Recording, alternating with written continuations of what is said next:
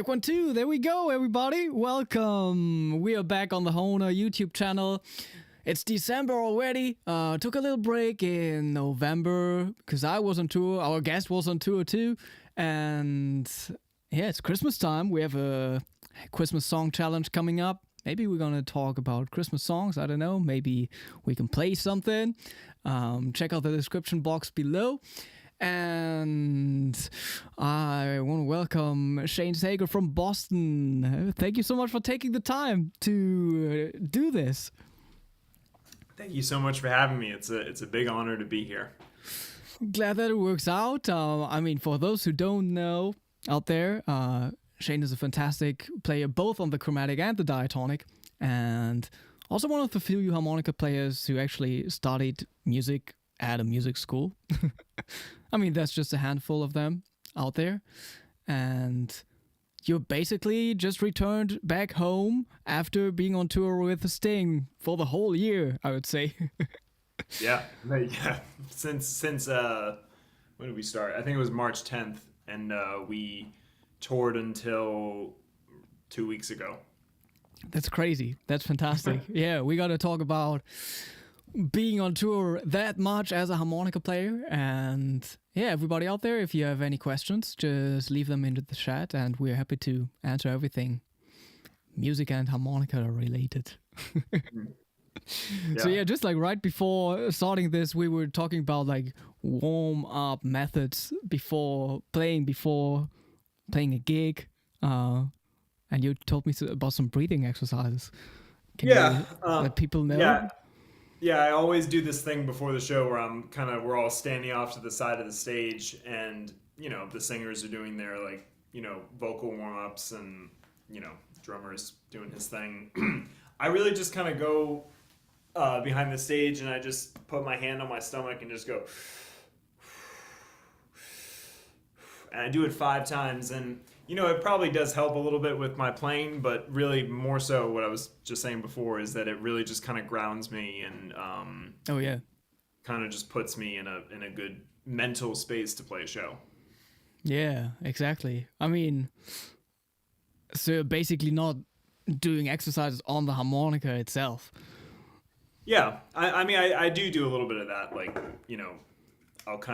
I'll play around some of the stuff that I play in the show. I just want to make sure that all the kind of reeds are responding how I want them to respond, and if there's any kind of gunk or anything like that in the actual harmonica itself. But yeah, for the most part, those 5 breaths really, because it's very mental when you're on stage, and obviously you have to trust how much practice you put in and how well you know the song. So it's really just kind of getting over the mental block of, I'm about to play in front of 8,000 people. Yeah. Does the size of the audience matter to you, mentally? I forget I watched one of your live streams and you were talking to someone about this. It's really the smaller the gig is, the more kind of nerve-wracking it is. Yeah. Because once you get that, so true. Because when the lights are on you that strong, you can only really see the first, 4 or 5 rows of people. Yeah. And in a way, that's kind of more comforting, when there's more people. But then, when it's a small gig, it's all eyes are on me kind of thing. And yeah, no, I would say the size doesn't really matter. But I would always say that for the smaller gigs, I get more nervous. Yeah, definitely.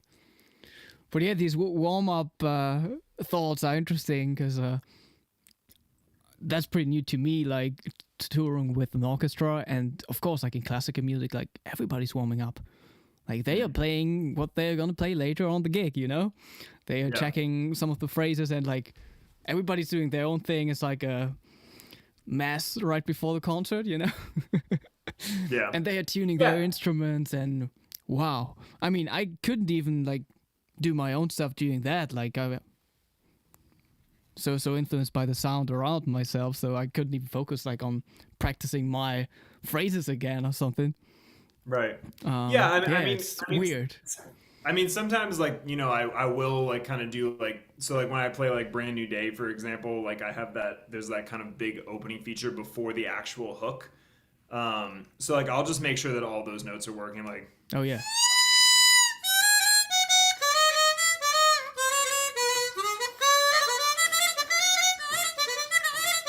so I can really get that kind of bendability and just make sure that that's not I don't get surprise myself.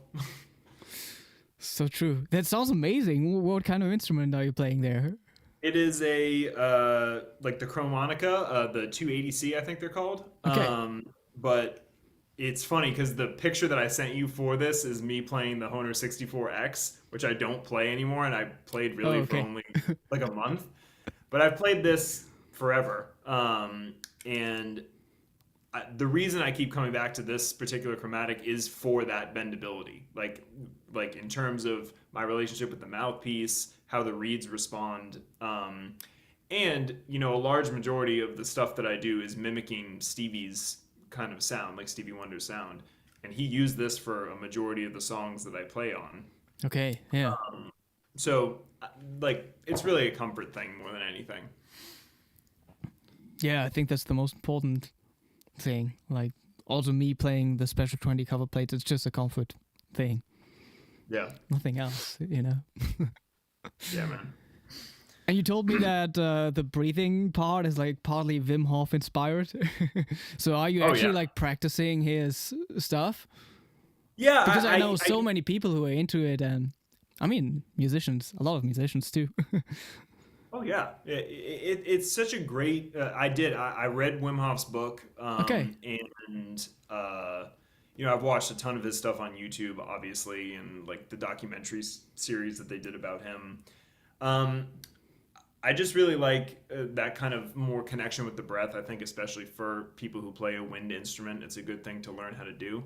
But more than that, it's the kind of the meditative aspect behind his whole philosophy. And when I used to run like a lot, and I used to do a lot of cold baths, a lot of that kind of Wim Hof-y, that side of the Wim Hof method. And yeah, ever since then, I don't know. It's every time I do that breathing exercise, it always just puts me in a better state of mind. And obviously being in a good state of mind puts you in a better place to play. Yeah, totally get that. Like everybody has their thing before a concert. My pianist does the Wim Hof breathing technique before every concert. Right. And I think I discovered that on Instagram. Wim Hof himself plays harmonica too. Did you know that? Did you see that video where he's playing at the beach, I think? Yeah. He had another one too. It was when he summited Kilimanjaro, and he did it like, I don't know, the random stuff that he does, like shirtless, and it was -10 degrees or something. Yeah. But he's down like at the foot of Kilimanjaro with all the Sherpas, and he's just playing harmonica. It was so cool. Yeah, I mean, when I saw that, I was just like, oh yeah, it all makes sense. Of course he plays harmonica. Like, which other instrument would you play as Wim Hof, Yeah. Yeah. No, he's great. It's such a important kind of practice to have, like having some kind of meditative practice, and being a musician. I think that's why musicians gravitate to him, is just that the kind of I guess ceremony that he puts into his kind of everyday like breathing and just how he approaches life, and being better. Having a more oxygenated body is, a good space to create from. Yeah. But also what you said, checking if like all the reeds work before going on stage makes so much sense. Yeah. And I did have that experience just recently. Like, I don't know, like something got messed up with all these concerts, and then you go on stage, and I think I had to play the Amazing Grace thing again, and I did the drone thing, and then I went up to the 8-hole draw, and there was no sound, and it's awkward. It's awkward, man. I was playing a gig last night, just like kind of a blues gig in my town, and I was going for a warble, and then I just had one whatever that is, like my 5 draw just like wasn't going, so it was like, and I was like. But there was another harmonica player who was sitting like right in the first row, and he's like, I'm like, no, I know that no sound's coming out. Yeah, that's funny because also I noticed while playing already, and I knew, oh yeah, the drone passage is coming up. So what am I gonna do? So I threw in some improvised phrase right before starting it.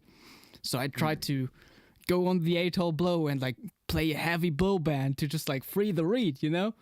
Yeah. Didn't work out. Didn't work out. But that's like that would be a possible solution. Yeah. Yeah. I mean, everything's a learning experience, right? Yeah, I mean, this basically brings us to like maintenance and stuff. Like, do you set up your harmonicas yourself, or do you clean them, or do you have like a customizer? Yeah, I actually. So I have a buddy. I don't know if he's been on this live stream, but he should because he's a great player. Boaz Kim. Oh yeah. And I always send my chromatics to him, and he always makes them more bendable. Kind of cleans them out. I only really do that like kind of once or twice a year because I'm really not a very heavy player, I guess. Yeah. In terms of diatonics, I mainly use a gentleman by the name of Tom Halchek from Blue Moon Harmonicas. And most of the time, I'll just send him my diatonics and he'll clean them out. And again, that's not very often, just because I keep my harmonicas pretty clean. Yeah. Yeah, same here. And like also, it's good to have some dried saliva in there to make it more airtight sometimes. Yeah. Yeah, for sure. Yeah, and I just got to know my customizer in person like 2 weeks ago, and I played his instruments for 10 years. He's from Germany, but we never met each other. But he came out to one of the concerts, and I mean, that was kind of interesting too, because obviously, or like most probably, he was the only person in the room who knew exactly what was going on at every single moment. Right.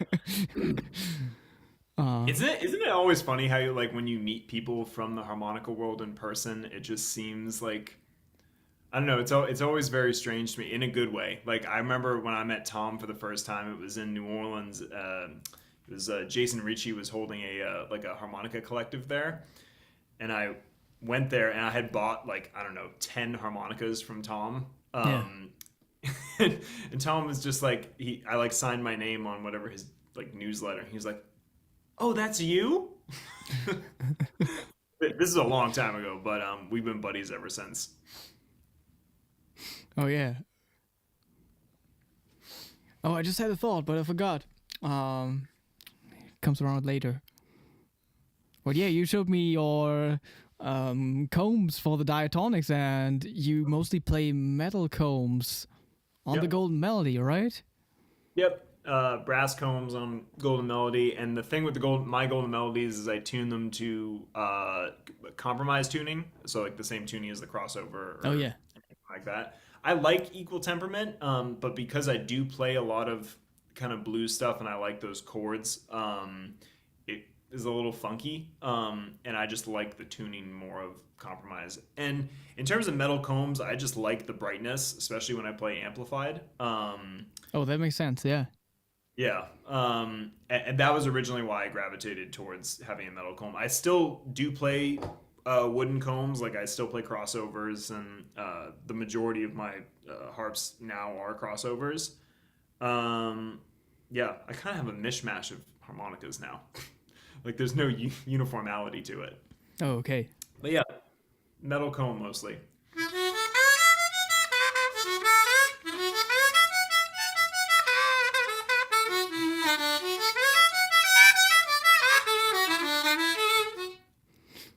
Oh yeah.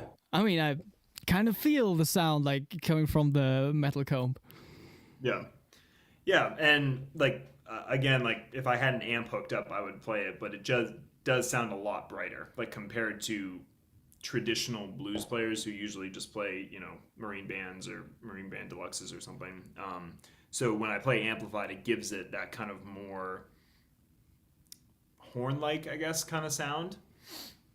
Especially because I do play a lot of single notey kind of things on the diatonic. Yeah. Do you know? Yeah. Do you tune the harmonicas to 442 or? That sounds right. Okay. I'm pretty sure that's right. Yeah, because like I just got to start thinking about it, like playing with the orchestra and stuff. Like different orchestras tune their instruments differently. Some venues don't want to tune down their grand piano and all that weird stuff, you know? Yeah. And also, I don't know, I also play compromised tuning, but like sometimes, depends on the context, you feel, oh yeah, the 7/0 draw, that's too low. And you can't play higher as a harmonica player, you know? Like you can always play a little lower and like kind of bend all of the notes, adjust a little to the tuning of the other instruments, but can't play higher. See, this is why when I play with orchestras, I always play chromatic. Yeah.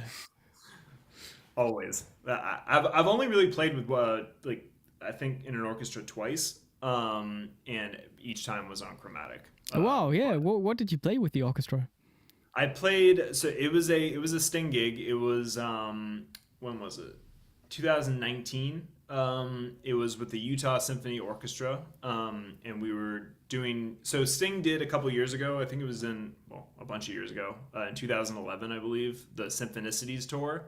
So he basically took a lot of his songs and put them in an orchestral context. Oh yeah, which was really interesting because there's a lot of songs, like obviously everyone knows the big ones like Message in a Bottle and Roxanne, but like kind of if you go to the deep cuts, there's a lot of those songs that lend themselves very well to orchestral, kind of an orchestral way of playing. But I was playing on Shape of My Heart, which originally Larry Adler did the original part for that, and Brendan Power also did a version of it, which was really cool. And then I also played the song Hung My Head, which is on his Mercury Falling album, which has like that famous horn line that's, where does it go? It's the song that's in 9/8, so it's a weird song to play on harmonica. Yeah, as long as the orchestra can play the odd time meters too. Exactly. Because that's like can be like for very classical orchestras, it can be like pretty new playing in odd time meters. Oh yeah. Because we did have like one composition that was like very classical, and the other one was kind of like had like some sort of a world music influence, and there were some 5 and 7, 8 bars in there and stuff like that. So that feels new for an orchestra usually. Right. And also playing in time and having that groove, like usually like the timing of an orchestra is a little more free, a little behind the yeah. Right. And sometimes you gotta adjust, like. But also what I thought about is like what kind of feedback do you get after playing a concert? Like if people come up to you, like what do people say about the harmonica playing, and what kind of a response do you hate? What kind of response do you like? Well, so there's a couple of different ways to answer that. So there's, first of all, like when I first got the offer to do this, it was kind of a little jarring, I guess, because it's one thing to be a harmonica as part of, you know, a band that has horns or a band that has a violin player or, you know, anything. Yeah. This is just guitar, bass, drums, piano, and harmonica, and vocals, obviously.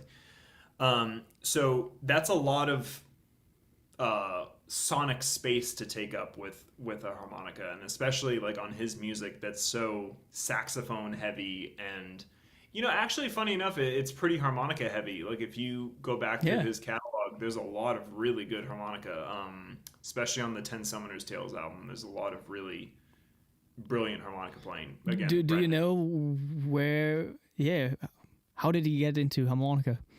Like he's actually, you know, it's funny, man, like when you talk to him, like when he was growing up, he was a big fan of the Butterfield Blues Band. Okay. And like he used to listen to like East West and you know, all those great Butterfield albums. And so I think that the fascination with the instrument has always been there. He does play a little bit. Okay. You probably won't find a video of him playing, but he does play a little bit, and he can play it pretty well. Like, you know, he has all that kind of like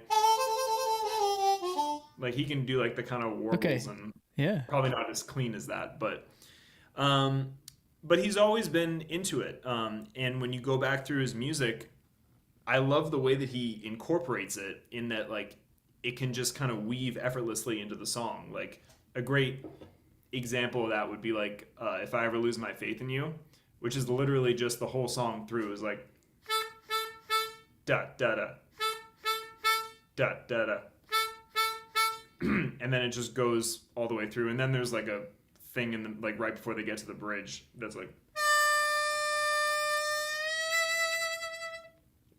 and then that's when it goes to the 5 chord. But he's just like kind of a master at putting the harmonica in not too big of a what's it called, like it doesn't take up a crazy amount of room in the actual song, but it's featured a lot in a lot of his songs. Yeah. So for me, the feedback that I get most of the time is, it's good. It's like, wow, like you kind of did the Stevie part justice. And that for me is the best compliment, because Stevie is my hero, my absolute hero. Stevie and Paul DeLay were my 2 favorite players when I was growing up.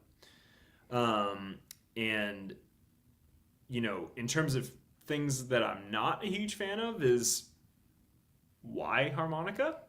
That's not a great question.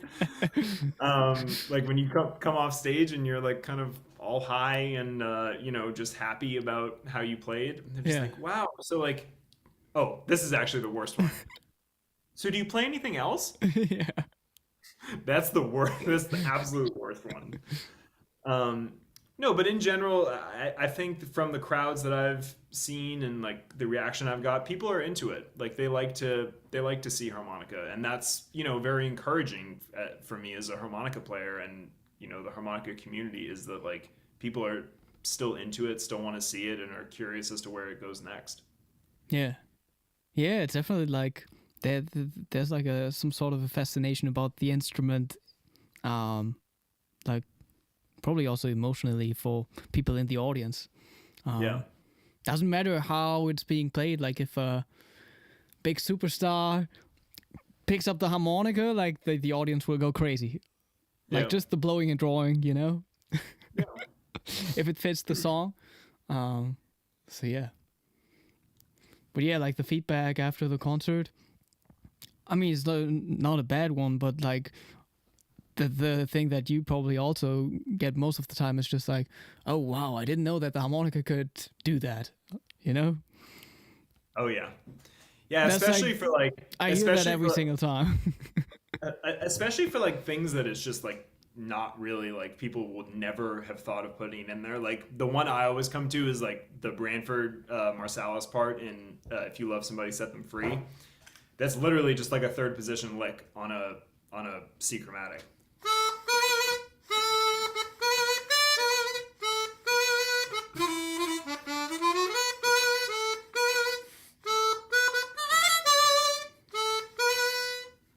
Like that's the whole thing. Oh yeah.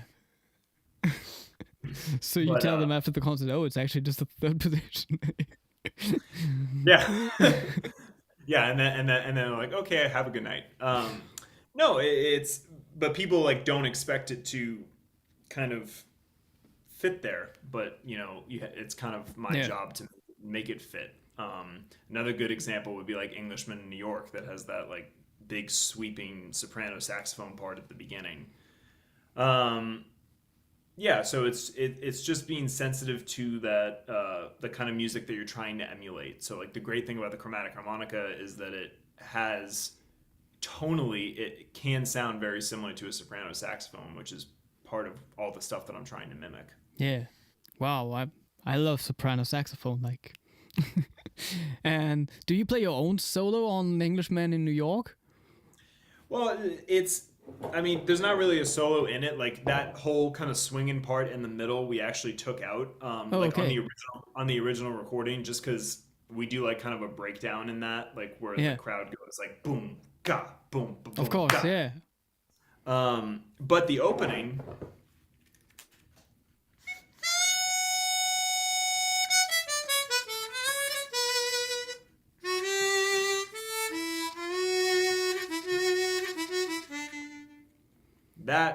yeah, that you have to play note for note, because that's like, everyone knows it as that, so you have to play it as it was written.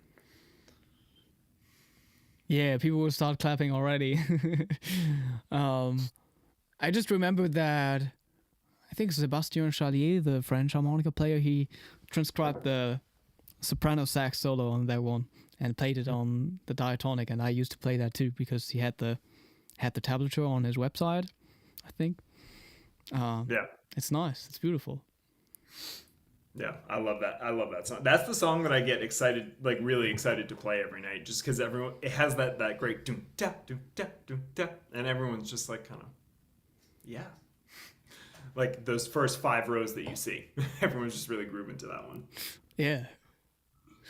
So, is there anything that you would say?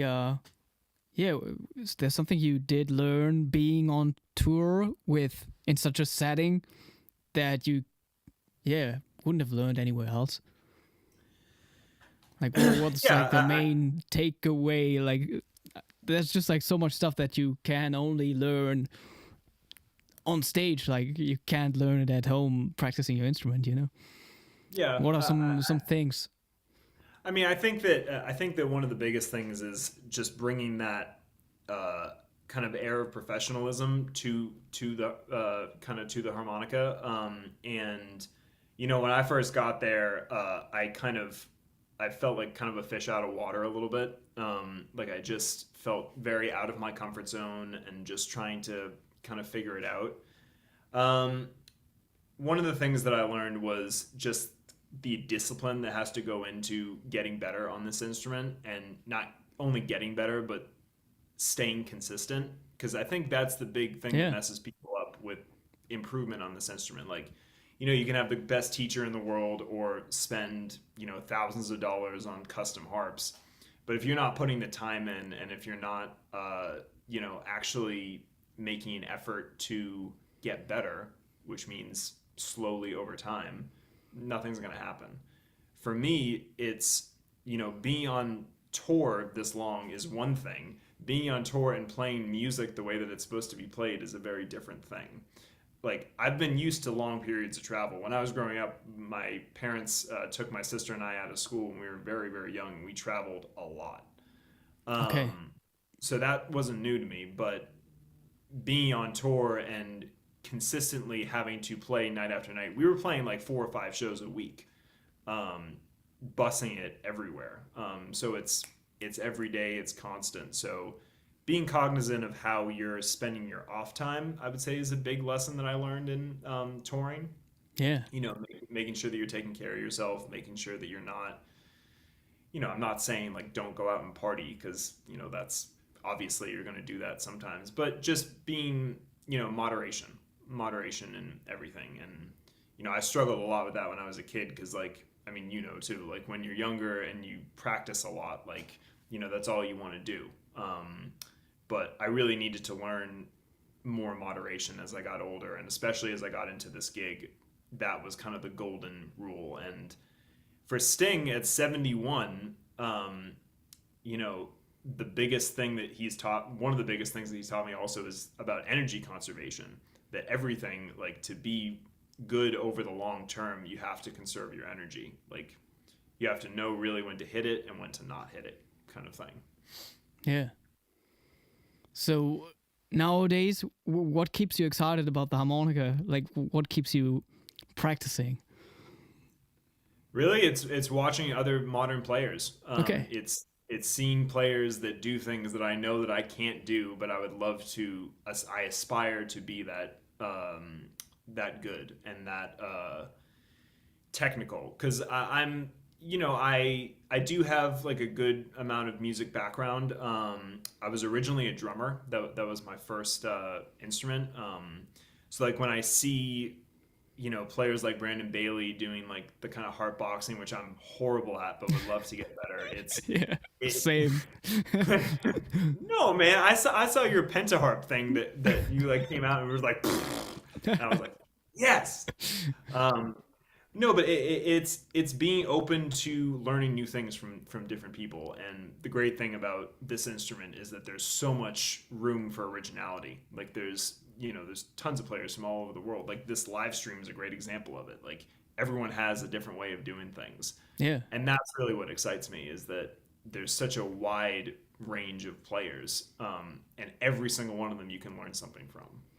Yeah, there are so few rules out there about how to play the instrument, because it's comparably young. There are just a few instruction books that are super serious. There's like not like classical literature, Yeah. And it's so personal. So yeah, that makes sense. David is asking any details on his harmonica microphone and his amplification.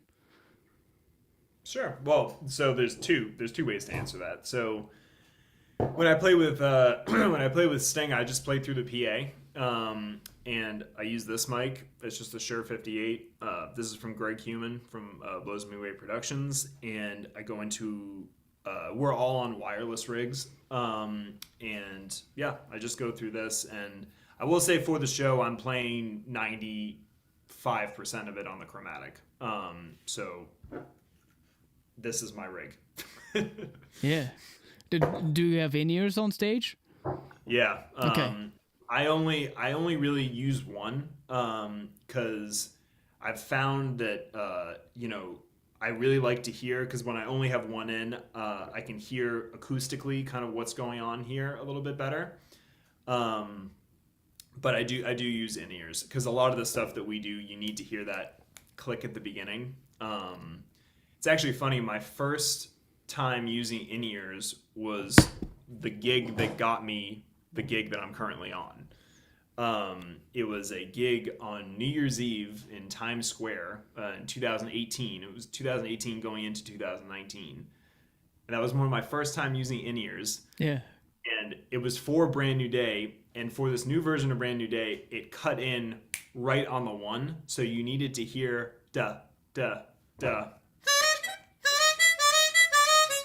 But I couldn't hear the click. Because, I don't know, I'd messed up something in my in-ears. But, yeah, nowadays I do use in-ears. Yeah. But correctly.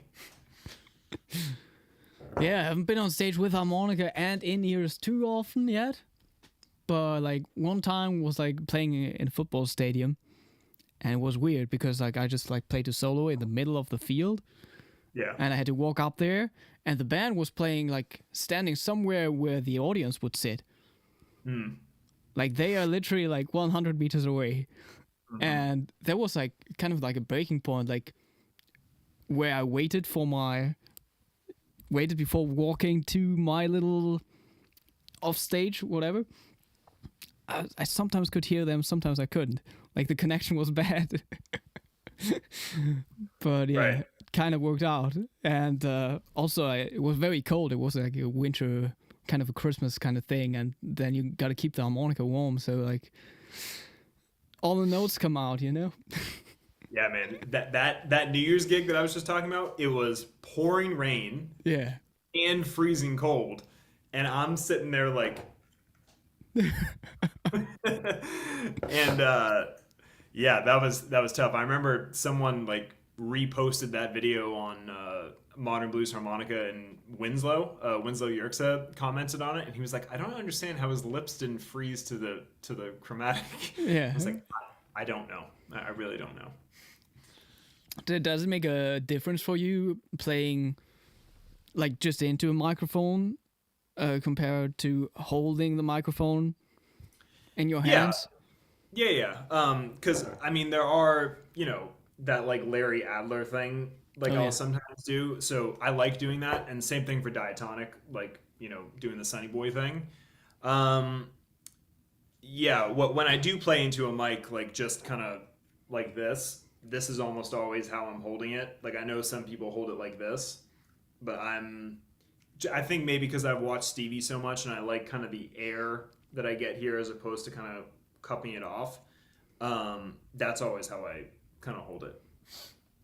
Yeah. But I still feel like I'm getting enough space here, as if I was kind of going like this, because I hold the mic pretty far back when I play. Yeah, I definitely noticed the difference too. I feel like If it's like more complicated stuff, faster passages, I feel way more free just like playing into a microphone than like holding it, because I'm not practicing holding the microphone, you know? Maybe I should do that. But yeah, there's also, for me, there's so much movement. I do a lot of this. Yeah. And I can't really do that as comfortable holding a heavier microphone or something. Yeah. Yeah. See, I move my head, so it's I get a lot of headaches. Yeah, that's so interesting, because like also like looking at some other chromatic players, I think CY Leo from Hong Kong, he exclusively moves his head and the harmonica. He doesn't do a lot of the jaw movement or like whatever tilting the harmonica, but he plays like the fastest phrases ever, and I'm just like, how does he do that? Like I do need this. Man, he's one. You were asking how like I stay motivated for kind of playing. He's a good example. Yeah. I'll just watch him, and another great one's like Philip Jers. Like I'll just watch them and just like, wow, like one day maybe. But yeah, Philip does a lot of this stuff too. Yeah. Like Antonio Serrano too. Yeah. Oh man, oof. He's so good. Yeah, but that's it. Yeah, it was always the same for me. Like during the heavy practice times, I would just go on YouTube like every single day, and I would just like type in Jason Ritchie and look for the latest videos someone took with their phone from some gig. Yeah. And I watched all of the videos, and if there was a lick I couldn't play, I would just practice until I could. Yeah. Yeah, it's funny. You and I are kind of from the same school. Like we're from, you know, Jason and Adam and Ronnie and, you know, who's like, Chris McCulloch. But like we're all from the same school. Yeah, like what were your heavy practice times like? Like what was your maximum amount of spending time on the instrument? Oh man, when I first learned how to bend, it was like someone needed to pry it out of my hands. Like it was like, so I first started playing harmonica when I was about 14. Okay. And I started drums when I was 9. And oh yeah, I started when I was 13, so pretty similar. How old are you now? I'm 26. 28. Yeah. Yeah, the thing that led to me playing the harmonica was I was playing drums at the time in jazz band in high school, and I was also at the same time playing very competitive soccer, and I was a goalie. And one day I went out to break up a play, and I ended up busting my hand really bad, and I had my arm in a cast for about 6 months. And I went to my band director, and I really like wanted to play another instrument, and the instrument that I wanted to play was saxophone. But I literally couldn't because this hand just didn't work. Yeah. So I was asking him like, what are some one-handed instruments? And he was like, oh, you could try harmonica. I was like, okay. So I picked it up, and I remember it was like, you know, it was like one of those like Hohner Pocket Pals or Hohner Standbys or whatever, like a kind of a cheaper one. And I didn't really know a ton of harmonica music at the time. I was a drummer, so I was like very into like Metallica and like Black Sabbath and AC and Megadeth and like all that stuff. I used to have very long hair too. Like I used to have like kind of shoulder length. Me too. You would believe. Yeah, man. But then, I had my sister bring me like a lot of Motown stuff, like Sam Cooke and Ray Charles, and my mom brought me, you know, people like Van Morrison and Bob Dylan, and kind of from those guys is where I found Muddy Waters and, you know, Little Walter and Sonny Boy and all those guys. And then I was listening to those guys and wanted to learn how they were getting that sound, like especially Sonny Boy, like this thing. La la la la. And the first person that I ended up watching on YouTube was Ronnie Shellist. And to this day, Ronnie is still a teacher of mine and a friend of mine. And I'd say of those kind of big 3 guys on YouTube, he's the one that I've probably learned from the most. Yeah. terms in terms of actual practice time, when I was first starting, I was practicing like 3 hours a day, like crazy. And then as I got older, got more of a kind of handle on it, especially when I picked up chromatic, it increased, and then I had to walk it back. Oh yeah. Yeah, and how about like nowadays? Do you have days where you don't play at all, or do you have like a consistent practice routine? Yeah, nowadays I would say like especially when I'm on the road, so you have to be kind of cautious on the road because we stay almost exclusively in hotels or on the bus.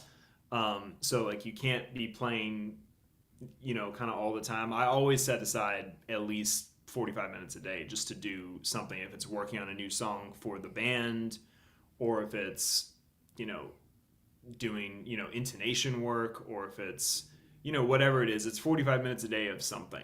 It's like what I used to tell people about working out. Like if you can do 45 minutes a day of something, it's better than nothing.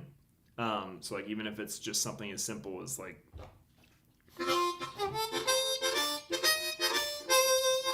but just 45 minutes a day of concentrated practice. Yeah. Yeah, also just sometimes it's just about like, okay, yeah, how, especially if you play a concert that night too, like how does it feel to have that harmonica in my mouth today, you know? Yeah. Yeah. I would say the other thing too is I've journaled for a long time, and I always journal after the concerts about things that went well, things that I need to work on.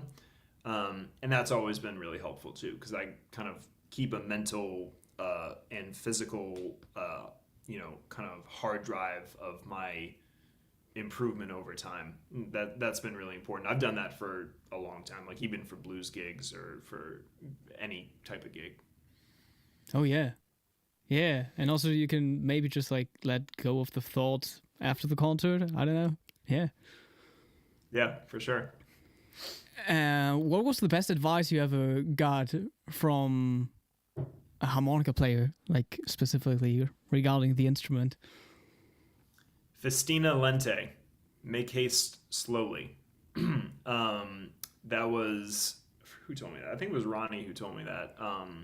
Because when I was younger, I had kind of harmonica ADD, in that I just saw this guy and I saw this guy and I heard this solo and then I was just kind of trying to gobble up everything, and trying to play and play hours and hours a day. And it was really Ronnie who was the one who kind of walked me back. I still have a video on my phone that he sent me, that was just him basically saying, slow down.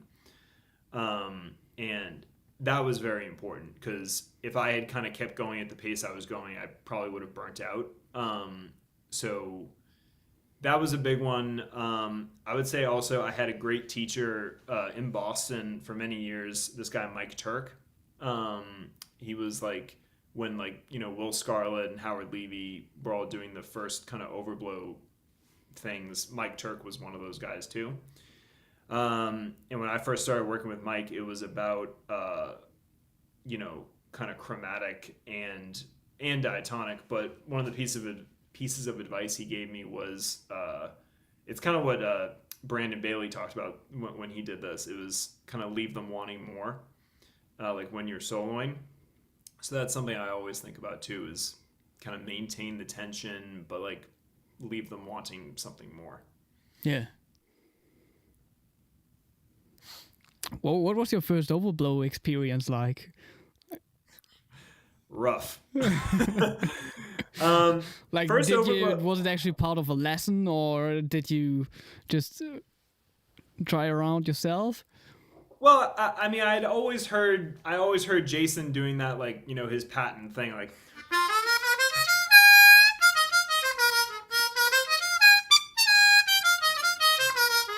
Yeah, especially the combination with the 8-hole blow, yeah.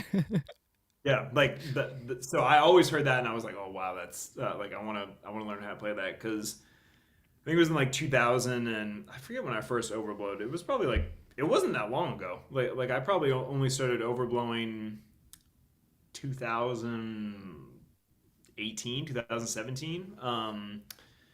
And I obviously knew about it. I just never really did it because that was when I was really getting into chromatic. But yeah, that was my first overblow experience. Was like the 6-hole overblow, which the lick that you'll always hear me use. I was just talking to someone about this recently. Is actually off the 4 overblow.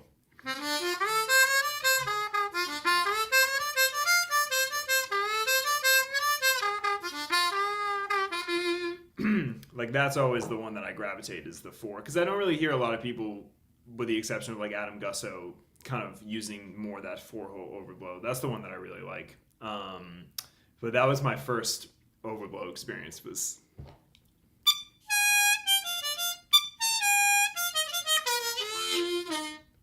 yeah. But I'd like to get better at it. Yeah, it's just so weird. Like, do you set up your harmonicas yourself for the overblows? So when I order harmonicas from Tom, he does set them up for overblows. So they have like the whole setup, including overdraws and everything. Yeah. Okay. Not all of mine are set up like that. Like my C harmonica is set up like that, and like my D is set up like that. All the other ones, no. For the most part, no. It's really more so those 2 harps that I use it a lot on. Oh, and my B flat. Sorry, my B flat too. Like, while being on the road so much, do you actually teach harmonica? A little bit. Okay. When I'm home, I teach a lot more than I do on the road. But yeah, I mean, having Zoom is like just such a great and easy thing to teach people on the road. I started making these posts in Modern Blues Harmonica kind of, I don't know, like a year and a half ago, 2 years ago. And I kind of use those a little bit as kind of like dropping things in, just as kind of like what I'm working on, like in a blues context.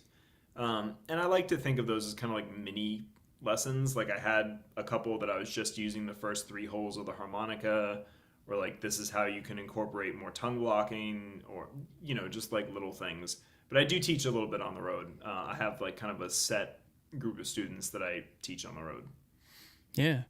What's the first thing you do with a beginner student? Well, I mean, the first thing I would do is talk about embouchure, and just kind of making sure that they're, not playing from back here. And, kind of getting them more in touch with their breath, but embouchure is a big one because that was one that I struggled with a lot when I first started. And I really wish that someone had told me about that. Most of my students are actually diatonic students. Like there's not a ton of students that I have that actually really want to learn chromatic, with the exception of like, the George Smith stuff, or the, like very little Paul DeLay, or, even like kind of little Stevie Wonder things. But yeah, it's really more so, and also getting them to really be excited about playing.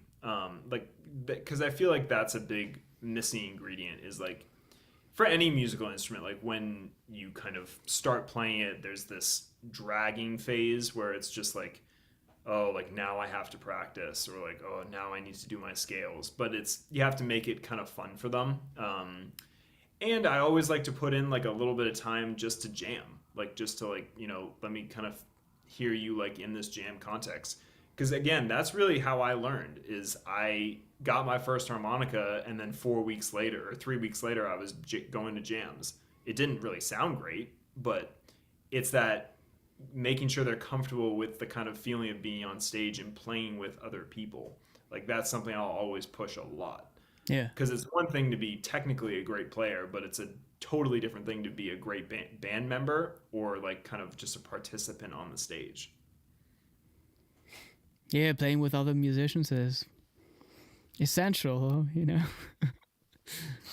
And yeah, what I also ask all the time is like what kind of music they listen to in their free time. Like, doesn't have to be like what they want to do on the instrument, but sometimes it can turn into that. And I have some students that, I'm just playing some film music soundtracks with them, because that's what they like, So that's awesome. Because in the end, you can play everything on the harmonica. And if somebody is into punk rock, I'm just gonna try to do some punk rock with them, you know? Yeah, that would be the next iteration is punk rock harmonica. I'm into that. That would be super cool. But how about you? Like, what kind of music do you listen to in your free time? I like a lot of things. When I was growing up, like I said, I had kind of this, taste in metal and kind of hard rock and stuff like that. As I got older, like I really like, obviously I love blues. Like I always come back to like listening to the old guys. Recently though, like all the people in the band and like kind of getting a wide variety of stuff, like we have this great keyboard player who's from Jamaica, so we listen to a lot of reggae, kind of stuff like that. A lot of neo soul stuff. I had the good fortune to record on an album that a neo soul artist named Nenena did, Nnena, and she's great, kind of like a Lauryn Hill-esque feel, but like. Who I've been really digging on recently is, do you know PJ Morton? I don't. PJ Morton's like kind of like his name, yeah. Neo soul, like really really cool. We went to go see his show in where we play in Geneva, and it was a really really cool show. It was just like this little like packed in crowd. Great band. PJ Morton would be cool. I mean, all the great neo soul stuff, Erykah Badu, Lauryn Hill, of course. And then like, kind of all the classic like kind of rock stuff. That's really what I listen to. And anything that Stevie Wonder plays, I'm into too. Like I could endlessly listen to Stevie Wonder and all the stuff, like new stuff that he does. Like the Travis Scott thing was super cool. And a long time ago he did. Have you ever heard the alternate cut of Confessions by Usher with Stevie on harmonica? Oh, I'm not sure. I don't think so.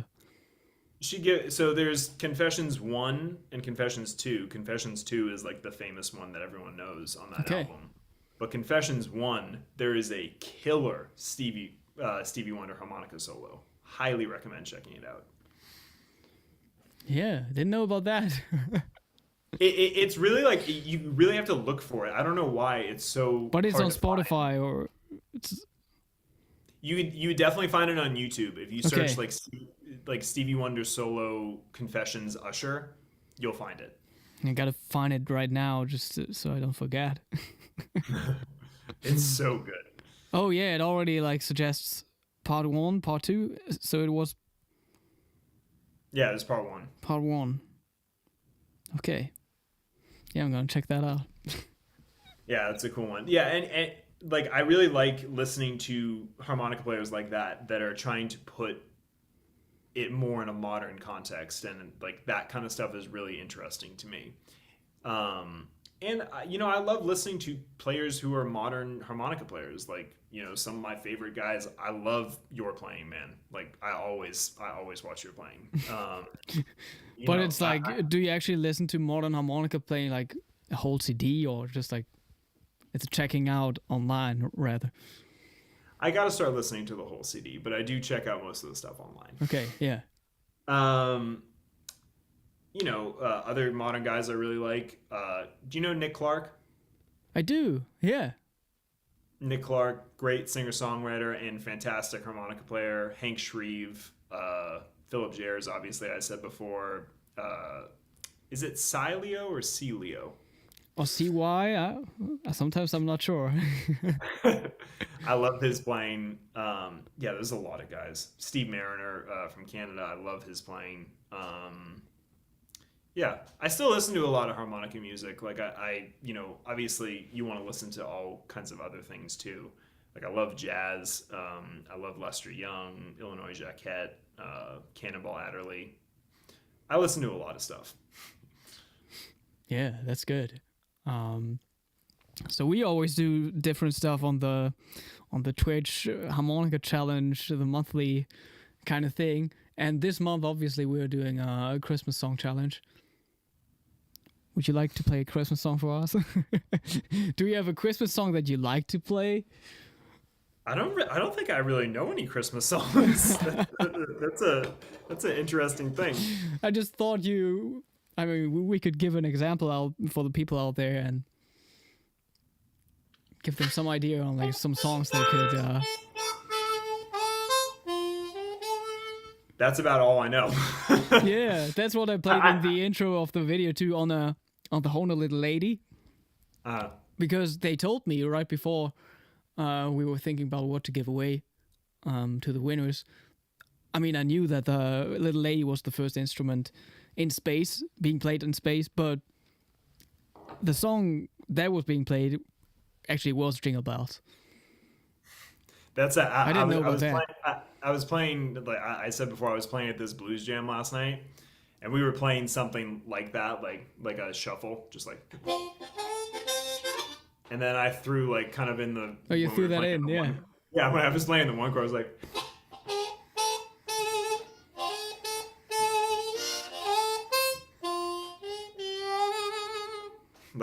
and everyone was like. Yeah, I mean, sometimes it's fantastic to do that. Depends on the audience and the circumstances. Like, if it's like a weird kind of jazz gig and they're very serious about it, like sometimes they would be like, "Why did you do that?"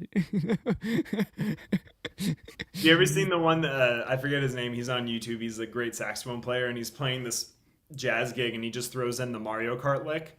Oh, I don't know. I haven't seen that.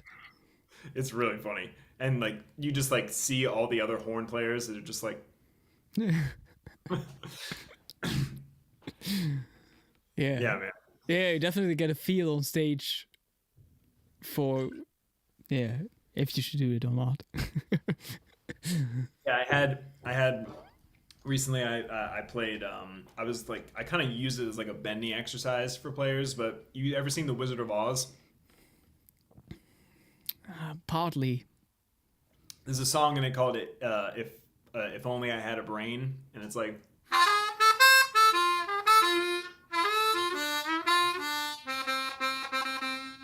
that's the whole phrase. Okay. But I always try to show that to my students. I just love that. Like it's just like a good fluidity exercise between those three holes. Yeah. Yeah, for bending exercise I always go with is that the Mexican hat dance? Oh, do you ever see harmonica there? Oh no, that's a B flat. That's my favorite key. That's fantastic for the half step bands. And then also playing that 5-chord arpeggio with the chromatic passing notes, or like, yeah.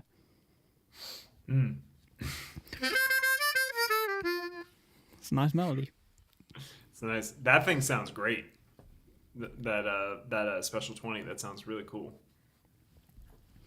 Yeah, I mean, these are by the German customizer that I just got to know in person a few weeks ago. And yeah, man. Of course, like, he could talk shop for hours, and he told me so many things about this. I feel like we all could. I feel like that's like one of the great things about harmonica is like literally just talk about whatever harmonica related for hours, and it would just feel like no time has passed.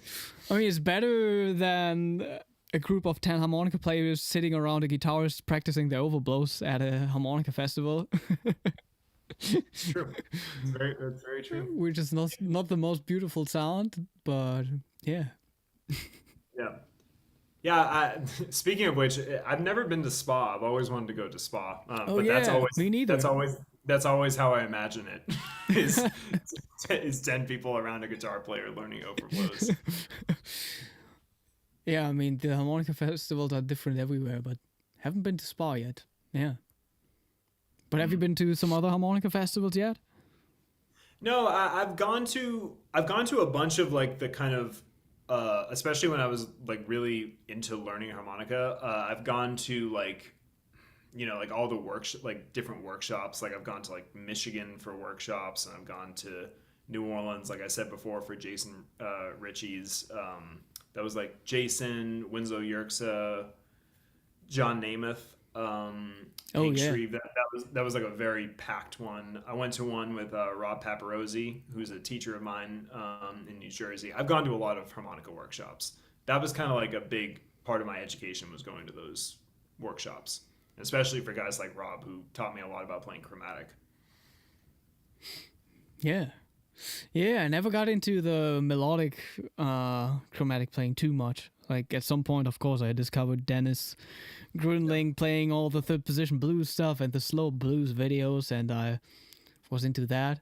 You know what's funny, man? The thing that got me into playing chromatic, like really playing chromatic, like I was the same thing. Like I love third position. Like William Clark was one of my favorite players of all time. He was actually the one who, like, I was kind of hitting a bit of a what's it called? Like a slump in my playing. This is like 2 or 3 years into playing. And then I had my music teacher, the one who had recommended me harmonica, showed me William Clark's Blowing the Family Jewels. Yeah. And that just kind of reinvigorated my love for the instrument. I was like, oh, what's the, like, third position? That's a thing. But the thing that actually got me into really playing chromatic was seeing Stevie Wonder playing with Sting. There's like a famous video on YouTube of Stevie Wonder playing Fragile with Sting, and you know, he plays all that kind of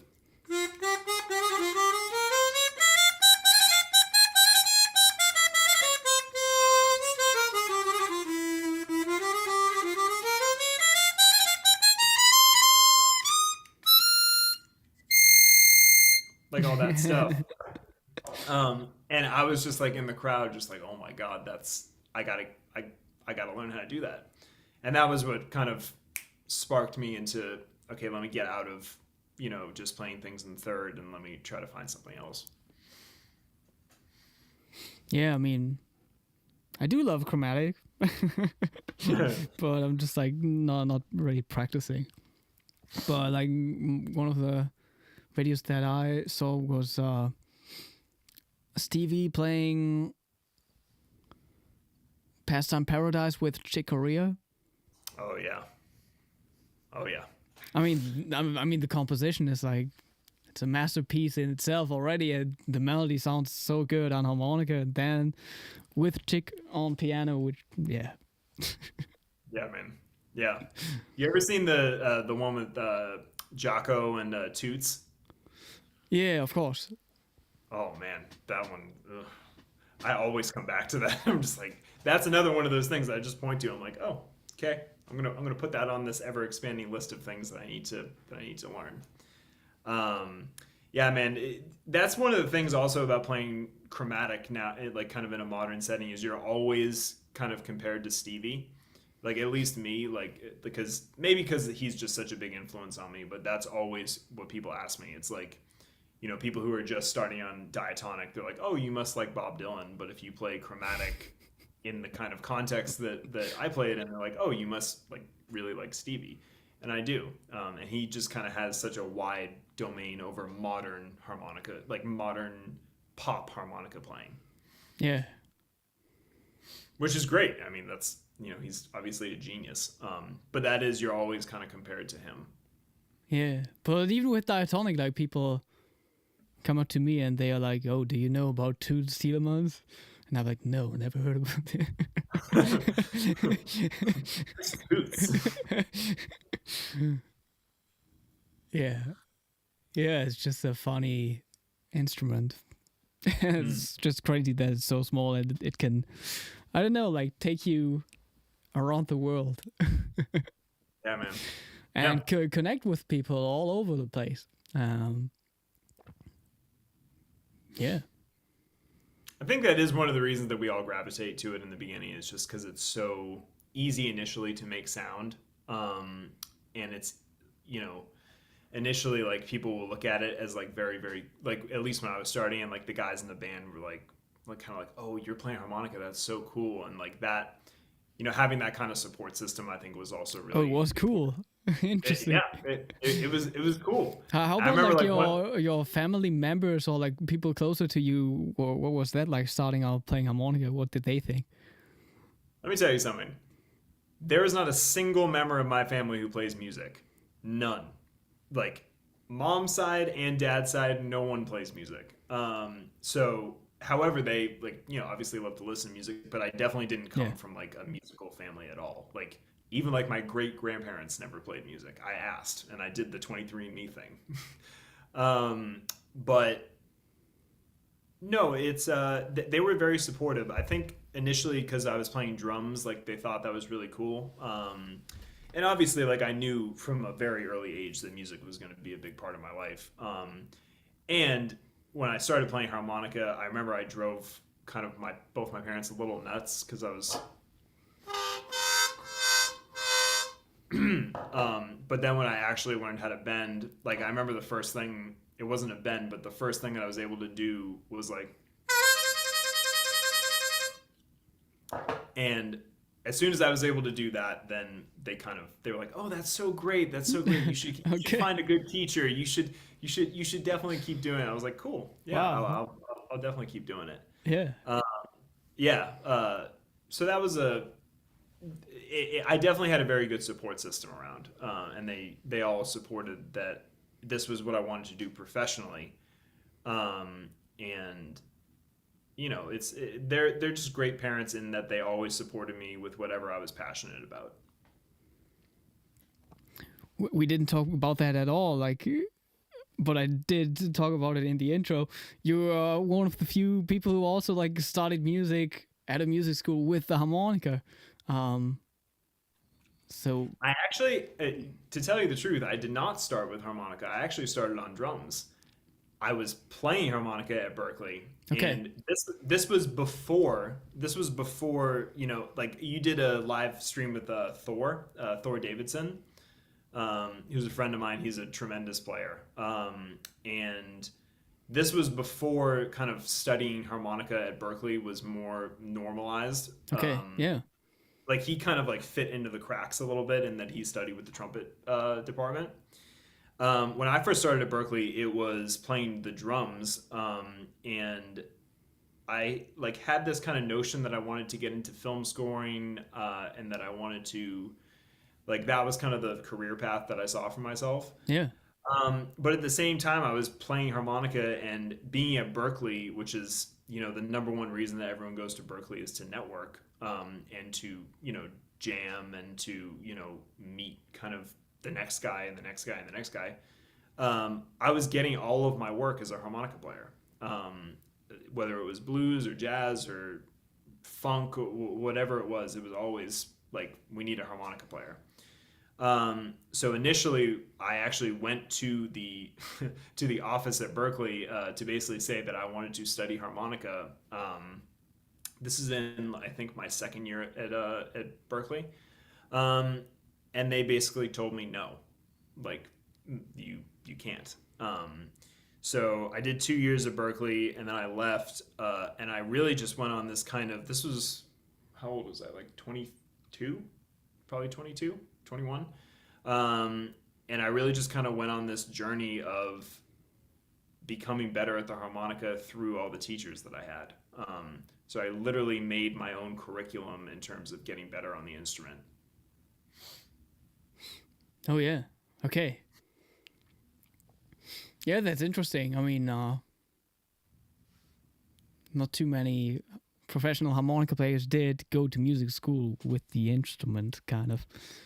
Yeah.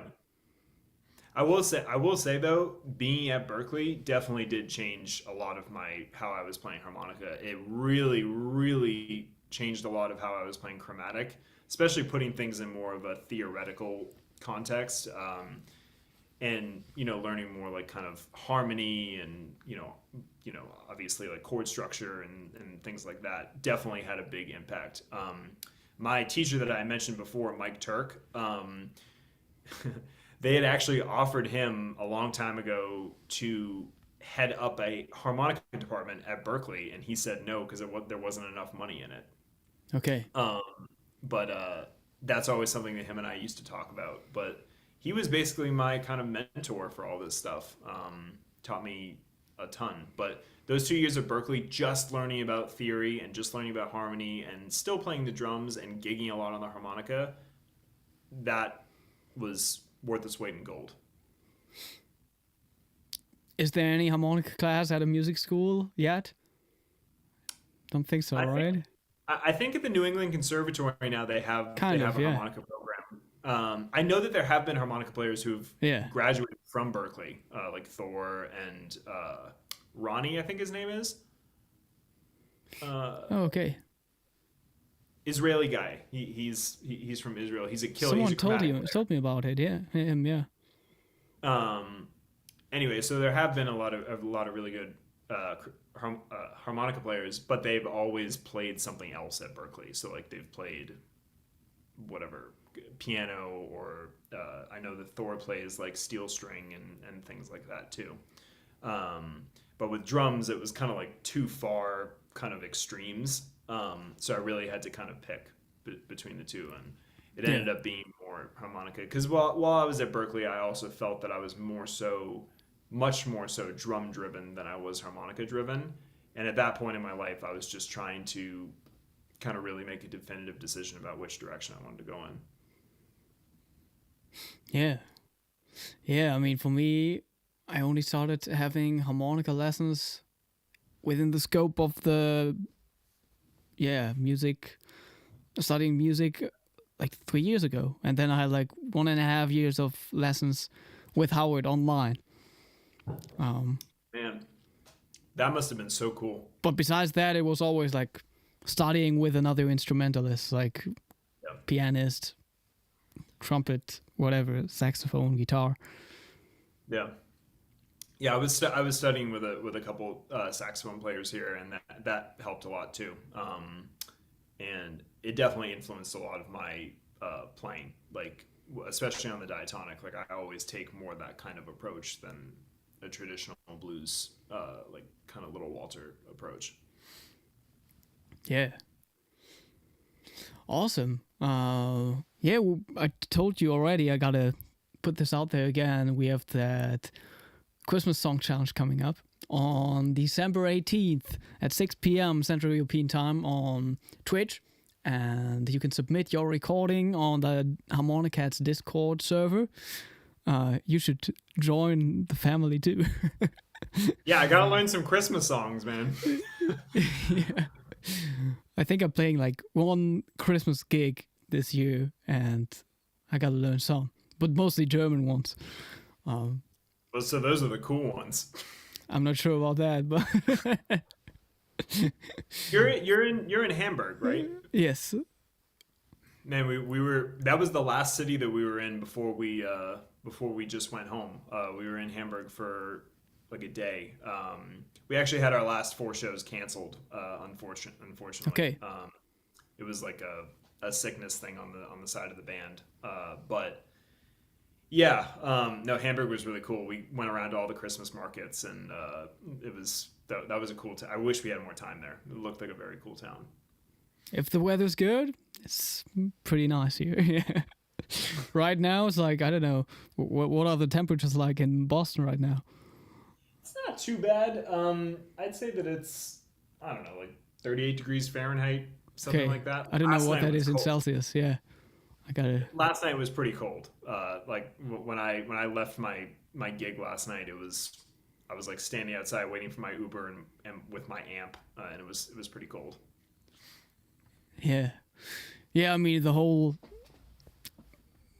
month of December seems to be like below 0, like Celsius here, which is pretty cold. I don't know. I don't remember December that was that cold.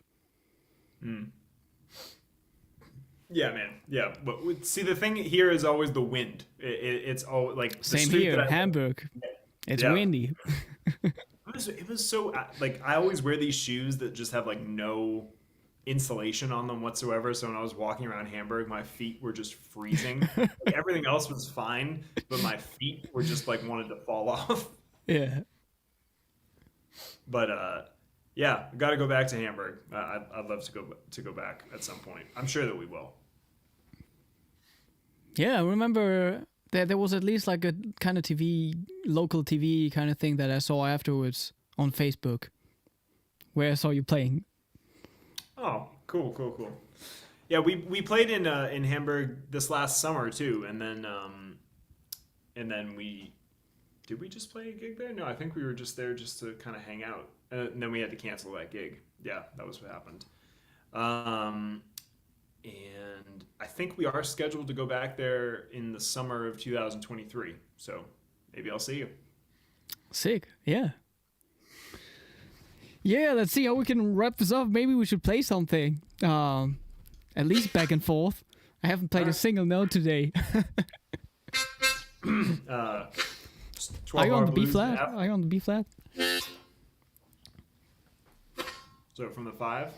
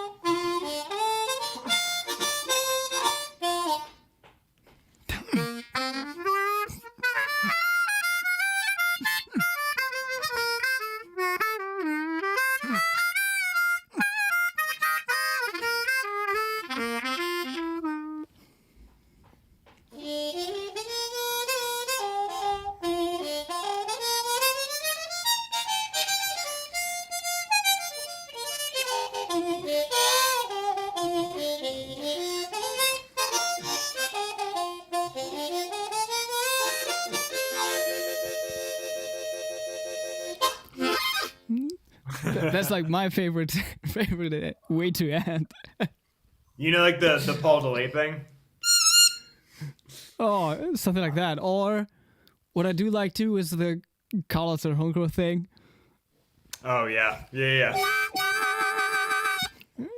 Instead of the 2-hole and 5-hole draw thing, playing 3 and 6. He's so great. I know that you've said before that he's your hero. He's so cool, like man. Musically, yeah, like just in terms of like the songs and also his singing, combination of his singing and harmonica playing, his tone. Yeah. It's like just very musical and organic. It just feels really good. Yeah, man, for sure. That's how I feel about Stevie. That's every time that I listen to him, that's always what I feel like. It's just so easy. Like he just makes it. It's like a part of him. But I love that you started out with "Walking by Myself" because like that was one of the first blues kind of songs that I played when I started to sit in with blues bands. Yeah, man. Yeah, that like all the Jimmy Reed stuff. Like it's so good. That's every time that I go back, like come home and play blues gigs. That's always what I think about. It's very nostalgic. Yeah, I always have that in my mind. Yeah. Fantastic. Yeah, man. Yeah. That was so much fun. I mean, maybe we can do a challenge soon too. We got to think of a topic. Oh, maybe a little like Stevie Wonder challenge. We didn't do that yet. That's true. I would love to do that. Yeah. Yeah, that I would be super into that. People can like do whatever like 12th position kind of cool Stevie E kind of runs and stuff. Yeah, I think that would be really cool. That would be awesome. Yeah. We never did no Stevie Wonder challenge yet. I think so. Let me see. Maybe we did one with Tolak Olestad. You know about him? Mm-hmm. Oh yeah. Was that a Stevie Wonder challenge? Stevie Wonder challenge. We did. Oh yeah, 1 year ago. we could do one again, like after 1 year. It has to be an annual thing, I guess. Yeah, man. Dude, I watched a video of you recently on Facebook. I think it was in the last like week or so, playing. I think it's called Bella Ciao. That man, like that was such a cool. Like I love stuff like that, like more in that kind of Arabic lane of playing whatever harmonica. Have you done one of those challenges? Like more like of that kind of sound, these sort of scales, like more of the Eastern European flavor stuff, yeah. Yeah, I think we did like kind of a Phrygian blues challenge with Howard. Oh, that's... He composed a piece, like a Phrygian blues for the challenge, I think. And he created the backing track and... but yeah. Yeah, that's beautiful too. We'll think of something good. Yeah, definitely. We actually have another Hohner Live next week on Wednesday. Jason Rosenblatt is going to join us. I got to practice a little until then. It's going to be amazing because he's fantastic playing jazz on the diatonic. Crazy, fantastic piano player too. I think he visualizes the harmonica as a keyboard in his mind too, just as Howard does. He's so good. I'm definitely going to watch that. That would be very cool. So yeah, excited about that. Looking forward to your Christmas song submissions. And yeah, thank you, Shane, for taking the time to do this. That was fun. It was a lot of fun. I appreciate it. Like every time that I watch all of these, it always gives me something to work on. So I'm glad to be a part of this guild. Yeah. Yeah, I love all of these videos too. Like if Jason interviews somebody, I just listen to it. Of course. Of course, yeah. Of course. Awesome. So everybody have a nice day or good evening from wherever you're tuning in. Check out the description box below to stay updated. Follow Shane on Instagram and Facebook and whatever. What's the platform you're most active on? Facebook, probably. Okay. I would say. I do still have Instagram. It's at Chewy Sager, ChewYSager. Chewy is just what my sister and my friends call me, and it just kind of stuck.